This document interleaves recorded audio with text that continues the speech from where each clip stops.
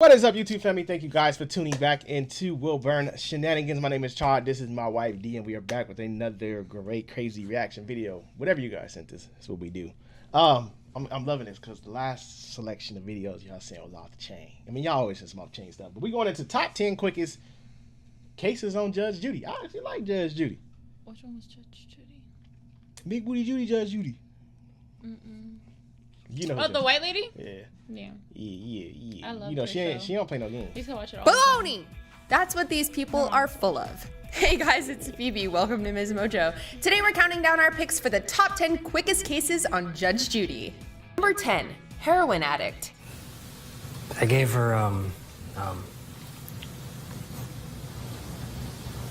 right, Mr. Stemple.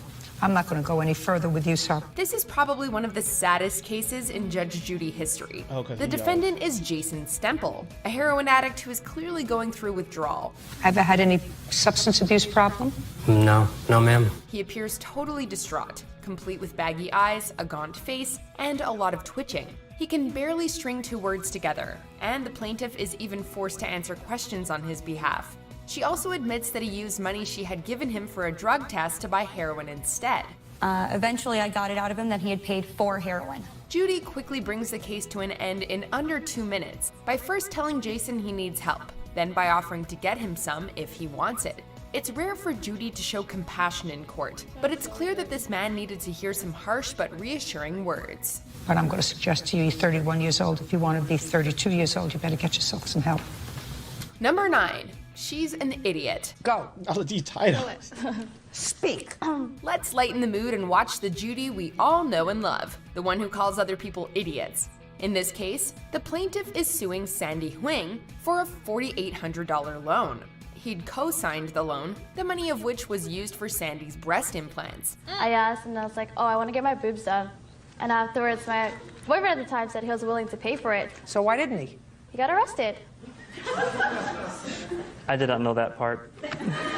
However, the plaintiff and friend, or perhaps former friend now, says that Sandy hasn't been making her payments. And Sandy says that she had considered the loan a gift. If he wasn't paying, he gave me as a gift, so it's not my fault, right? Of course, he doesn't see it that way, and he wants his money. Gift? Judy absolutely annihilates Sandy and calls her an idiot before slapping her with the whole $4,800 bill. She's an idiot. Thanks. To top it all off, she states that Sandy shouldn't have any more children, lest she spread her stupidity. Ouch. That some people say that being an only child is not a good thing. In your daughter's case, perfect. Number 8, ruined iPhone.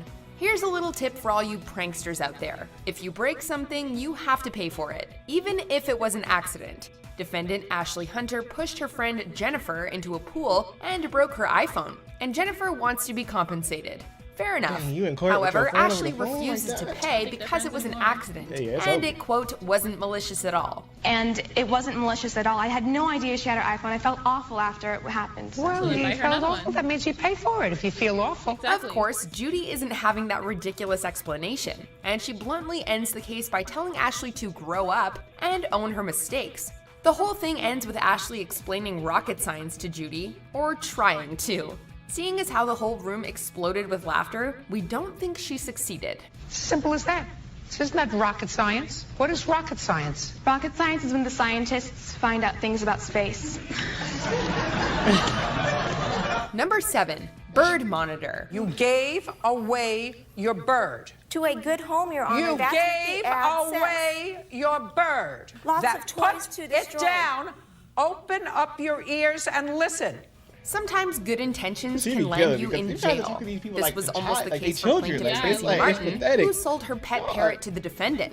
She later saw the parrot and believed that it was being neglected, as it didn't have any toys and, quote, looked horrible. Judy stops the case dead in its tracks because, quote, courts don't micromanage pets. She also states that once a transaction is made, the seller has no further responsibility or say over the pet's well-being. So you sold your bird. She doesn't want anything to do with away. you anymore. You gave her your bird. Exactly. Oh, my bad. Gave it away. This is true for private affairs, and it's also true for pet adoption centers. God, do you imagine As some of such, these cases that Tracy come- has this is no just case, stupid. and Judy This is even warns her of stupid. potential jail time if she continues in her well-meaning but naive pursuit. If you don't Bother leave her. her alone, the police are going to get involved and she will get a restraining order against you from coming anywhere near her or where she lives.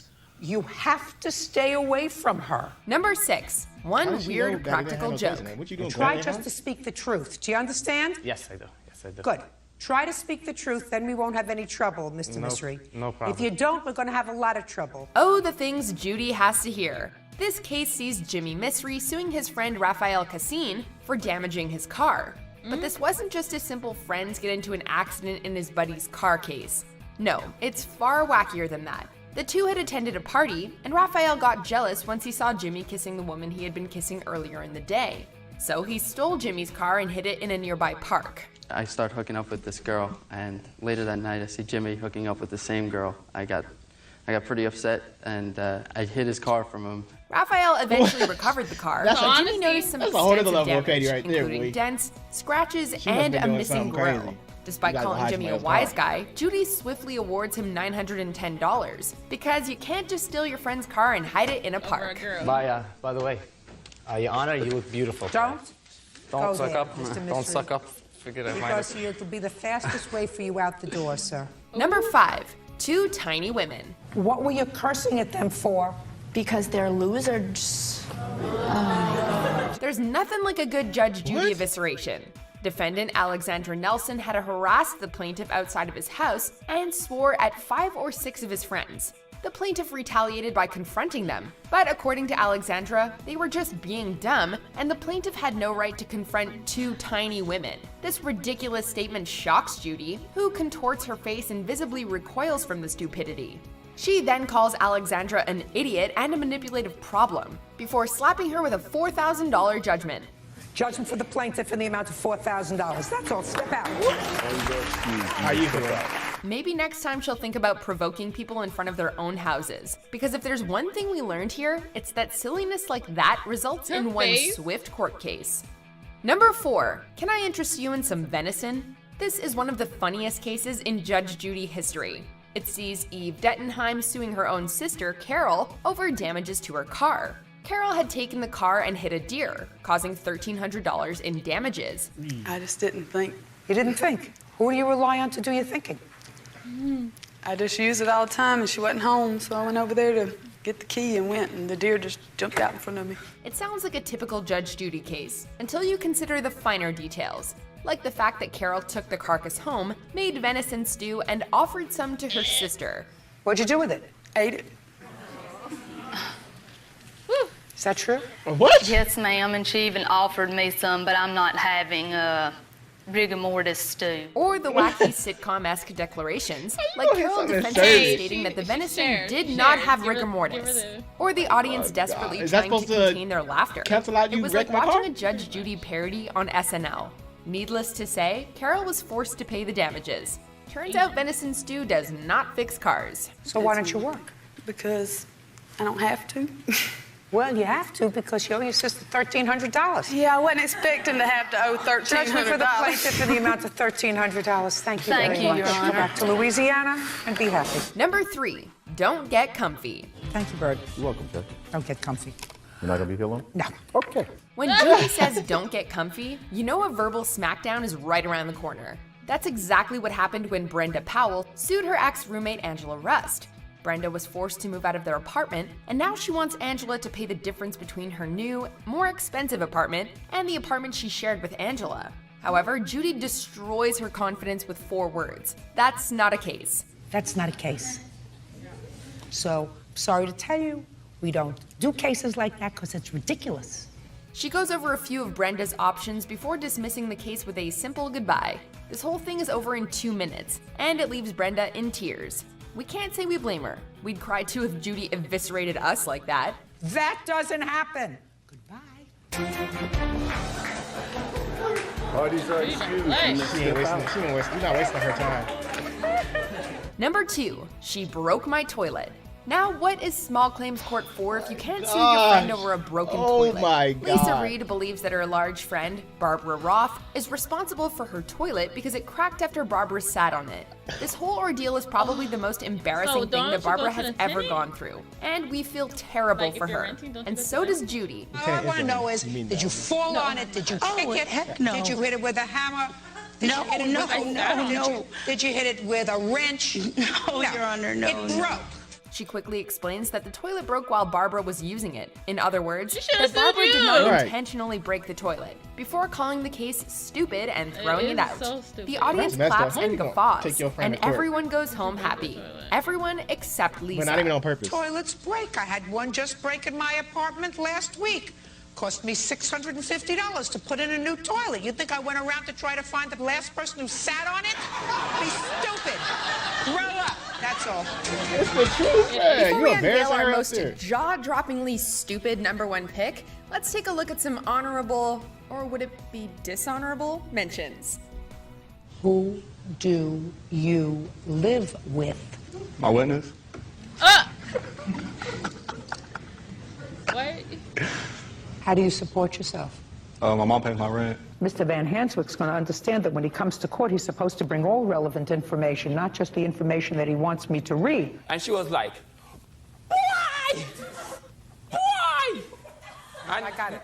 Yes, Your Honor. And it was behavior like that. I was like, Melissa, what's going on? #1, Dumb and Dumber. Judy must love it when the defendants do her job for her. In what is perhaps the most famous case in Judge Judy history, a man incriminates himself in a matter of seconds by indirectly admitting that he stole a woman's purse. The plaintiff, Ginny Paradesa, lists some of the items that were stolen in the purse snatching, including her wallet, a calculator, and an earpiece. Or was there an earpiece? Not according to the defendant, who brilliantly states, "There was no earpiece in there, ma'am." I had to replace all my IDs. I had gift cards in there, my earpiece, and a calculator. There was no earpiece in there, ma'am. Everyone laughs in disbelief. Judy calls them dumb and dumber, and the plaintiff is awarded $500 for her troubles. Now, if only all court cases could be that simple. Judging for the plaintiff for the amount of $500. That's what I think it's worth, madam. Goodbye. Imagine being stupid enough to incriminate yourself in front of the Judge Judy herself. Cringe. What do you guys think of the list? Let us know in the comments below, and check out these videos. This idiot. I loved Judge Judy. I forgot all about her. You know, I think every older person, I'm gonna say old, used to watch it. It was definitely on my house. I think it was like that, and then I used to let Judge Mathis. Yep. And then the other lady.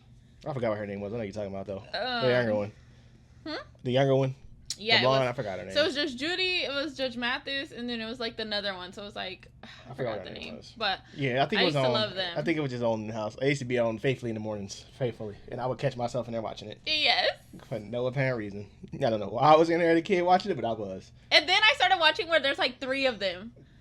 Like 3 of them. Yeah, and then they'll go and discuss it. Why was I intrigued as a child watching this? Like, I probably didn't even understand what was going on. I did. I wasn't a child. I know what, but I'm saying what in my mind made me say as a child. It was interesting, okay? That I wanted to watch court. Like, I don't know what divorce court. I don't think I had a choice. I think I think only thing on TV, so it was either go in my room or watch go it. outside or you watch it. Yeah. Or was the stories? What was it? The Young and the Reckless. Oh God. I don't know about that one. Oh my God. Why was I stuck and trapped in these shows? But it was so good. Like, my grandma used to keep me on point with it. I used to watch Cheaters with my mom all the time. I think what happened with... And Jerry Springer and Maury. You know what's crazy? I think my grandma... The Steve Wilkos show. I think my grandma didn't have no friends. Because she started talking to me about the stories, like, what somebody was doing. She started relating to me, like, did you know, like, Brenda? I was like, Grandma. My mom used to watch Ricky Lake show all the time. Your parents never watched it? My mom used to love Ricky Lake. I think that's how you say her name or something like that. I'm gonna ask my grandma. She still be watching The Young and the Reckless. She used to keep me on point with that show. I don't know what she'd be like, did you know Barbara last week cheated on Steve? What, Grandma? You forgot? That was your bonding? You watched it without me? It should be faithful in there. I should be faithful in The Young and the Reckless. I remember that. I still remember the intro. I don't know if I watched that one. It was cracking.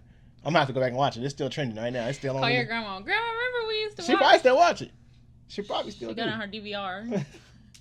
Hey, she got the whole Roots collection. on VHS. Don't get it twisted. Yes, my grandma still got it. Tried to get me to watch it.